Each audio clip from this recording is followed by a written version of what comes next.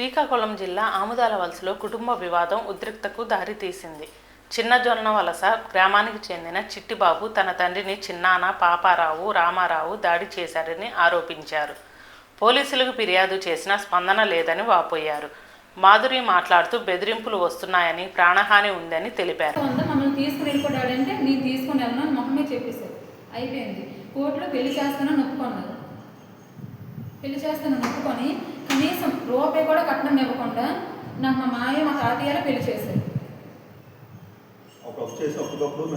వీళ్ళు అప్పు చేసి అప్పటికప్పుడు పెళ్లి చేశారు. అంటే పెళ్లి రేపంటే ఈ రోజు నైట్కి కూడా మేమైతే రూపాయి కూడా ఇవ్వం, మాకైతే సంబంధం లేదు, నేను ఇవ్వను అని చెప్పేసి మాకు సపోర్ట్ చేసిన వాళ్ళకి కూడా మీ మీద డబ్బులు ఇచ్చేసి మీ మీద అంటే పెద్ద మనుషులు అనే వాళ్ళు ఉంటారు కదా, అటువైపు ఇటు కరెక్ట్గా మాట్లాడతారు కదా, ఇది తప్పు ఇది కరెక్ట్ అని చెప్పేసి వాళ్ళకి కూడా మీ మీద డబ్బులు ఇచ్చామని చెప్పి మా దగ్గర ఎక్కడ ఉంటాయి డబ్బులు, వీడు కష్టపడితేనే మేము బతుకుతున్నాం.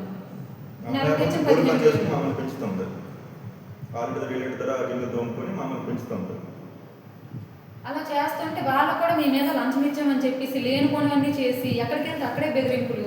ఇంక రేపు పొద్దున్న నాకైతే ఇప్పుడు మా ఆయన ఉన్నారు, ఇప్పుడు రేపు పొద్దున్న అతను కూడా ఎక్కడికో వెళ్తారు. నేను ఒకదాన్ని ఉంటున్నప్పుడు నా సిచ్యువేషన్ ఏంటి?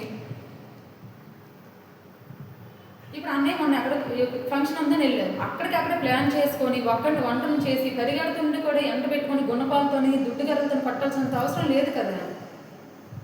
రేపు పొద్దున్న మమ్మీ కూడా పొలంగా ఎక్కడికో వెళ్తారు, అక్కడ కూడా ఏ చేయడం ఏంటి గ్యారంటీ? కాబట్టి మాకు సెక్యూరిటీ కూడా కావాలి. మాకు ఏ జరిగినా వాళ్ళదే బాధ్యత.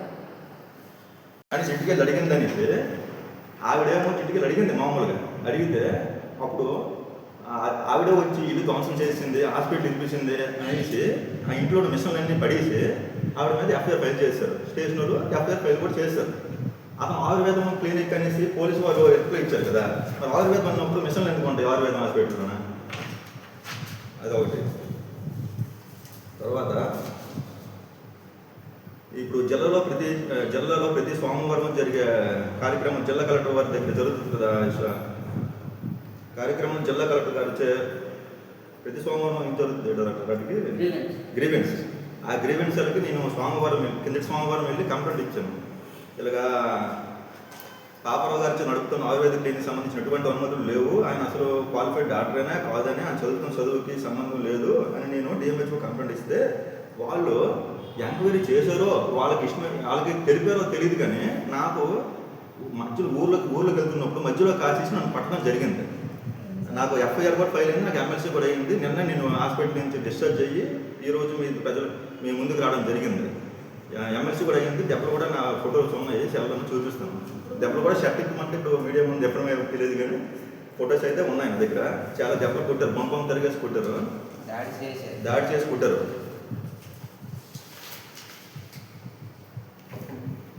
తర్వాత మా చెల్లె కూడా చాలా ఇబ్బందులు పెట్టాను.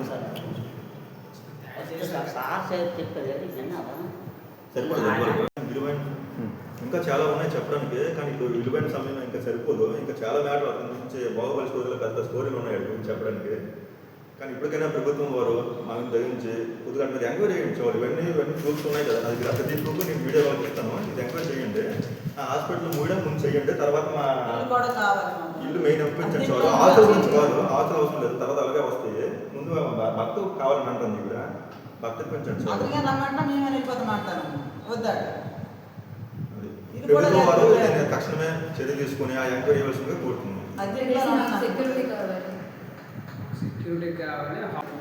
ముందు ప్రభుత్వం వారు మాకు ప్రాణాపాయం గమనించి ప్రభుత్వం వారు మాకు సెక్యూరిటీ ఇప్పించి ఆ హాస్పిటల్ నాకు ఖాళీ చేయించి మా ఇల్లు మాకు ఇప్పించవలసిందిగా కోరుతున్నాం. మేము అద్దెంట్లో ఉంటాము, పూరింట్లోనే. పంపించారు 4 సంవత్సరాలు అంటే అతను మాకు గొడవలు లేవు, కానీ బయట పంపించారు. ఇప్పుడు పెళ్లి ఇబ్బంది పెట్టేసి బాధ పెట్టారు.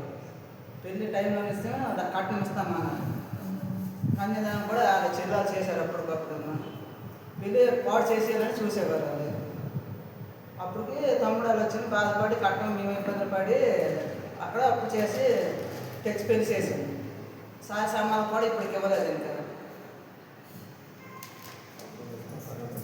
ఆ డాక్టర్ నా పేరున ఇల్లు ఉంది, నేను కూడా కష్టపడి ఇల్లు కట్టాము. అప్పుడు అక్కడ ఎండనే వాన కంట కష్టపడి ఇల్లు కట్టాము, కానీ ఇప్పుడు ఇంట్లోంచి పంపించారు.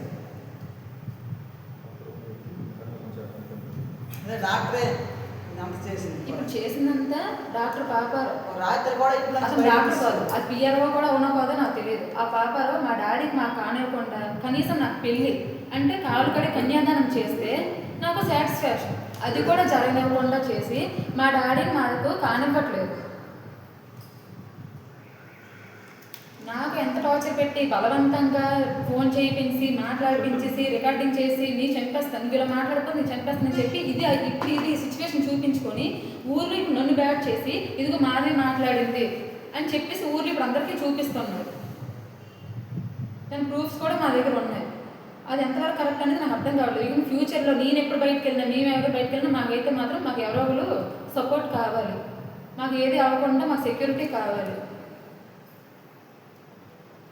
లేనప్పుడు ఇంట్లో కూడా భయం వేసేస్తుంది. ప్రభుత్వానికి